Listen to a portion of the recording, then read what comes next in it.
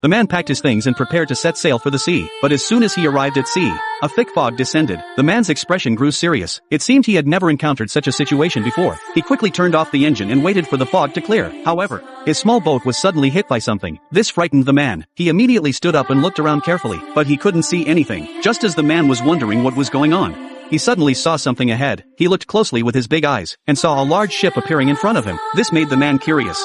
So he went up to take a look but didn't notice any movement. So he shouted loudly at the ship. But even after shouting for a long time, there was no response. Could this be a ghost ship? The man then leaned over the gap to look inside.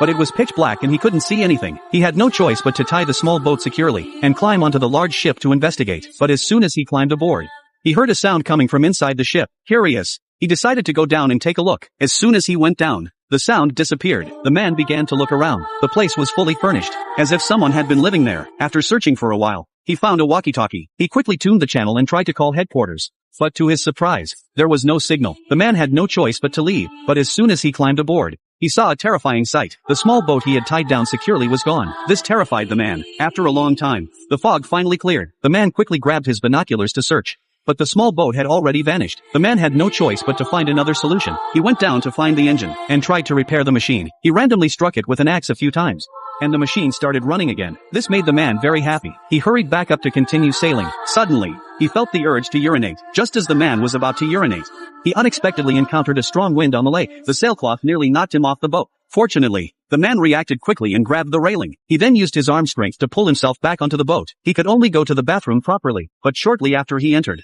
the bathroom door closed. The man thought it was just the ship rocking. It wasn't until he left that he realized the seriousness of the situation. No matter how he twisted the handle, he couldn't open the door. Just as the man was wondering what to do, he suddenly heard the intercom outside ringing. He pressed his ear against the door and listened carefully. The person on the intercom told him to turn around immediately, or else he would collide with a cargo ship. After hearing this, the man climbed to the window to look out. A cargo ship was approaching from a distance. This made him panic. He used all his strength to try to break down the door, but it was too thick. He kept shaking his coat and shouting for help, but the distance was too far for them to hear him. The man reached out the window and felt around. There was a rope. He quickly pulled the rope into the bathroom, but unfortunately, the other end was tied outside. The situation was urgent, and the man didn't have time to think. He tied a knot in the end of the rope, and threw it into the sea with all his strength. As the engine turned, the end of the rope was quickly sucked in by the propeller. The man wanted to stop the engine, but the rope wrapped around the propeller and pulled instantly. Before the man could react, he was strangled. The powerful force lifted him into the air. The man was choked to the point of almost unable to breathe. He quickly felt around outside and found an iron rod. There was a hook on it that could just fit over the rope. After securing it,